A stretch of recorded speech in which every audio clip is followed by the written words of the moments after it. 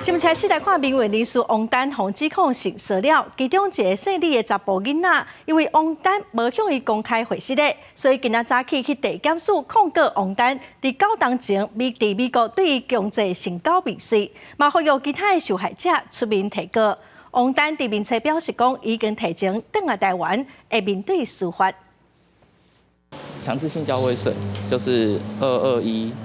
指控命运人士王丹9年前伫咧美国的饭店，强要甲伊针脚内、手内这位姓李的查甫人，因为等袂到王丹出面道歉，催切到台北地检署告王丹涉嫌强制性交未遂。目前已经有2位清大校友出面指控王丹性骚扰，清大性平会也已经启动调查程序。李姓的男子也讲，伊有收到其他受害者私底下联络，希望因会当勇敢站出来申诉。清大性平会那边的意思是说，只要你当时有被侵犯过，那你无论你是否在清大的学籍，就无论你只要是有学生身份，你都可以去跟他们申诉。那这个就是我希望就是受害者，如果你愿意的话，可以跟他们去做一个申诉。本来无回应的王丹，最近伫 FB 讲，已经提前结束访问美国的计划，返来台湾，将会面对司法的检视，未道歉。另外，原本计划要向清大证书继续聘用。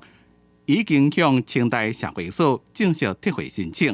而即马米都的风潮拖到文学圈，正大大文所的校友、社会人士江炳伦伫 FB 希望正大撤销知名的作家陈phong平的论文讲座，因为陈phong平是性骚扰的惯犯。虽然陈phong平已经自正大退休，不过正大回应讲将会依法进行调查。转接语音信箱。陈phong平早起并无对此做回应。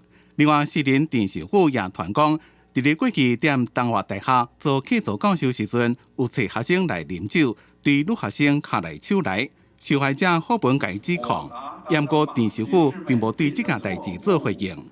因那作家彭慧珍也伫 FB 指控不遭受资深的新闻人王建壮，伫咧大家做伙食饭时阵甲伊性骚扰。对此，王建壮只敢伫咧伊即马做董事长的上部的新闻内面讲。伊无做评论。记者综合报道。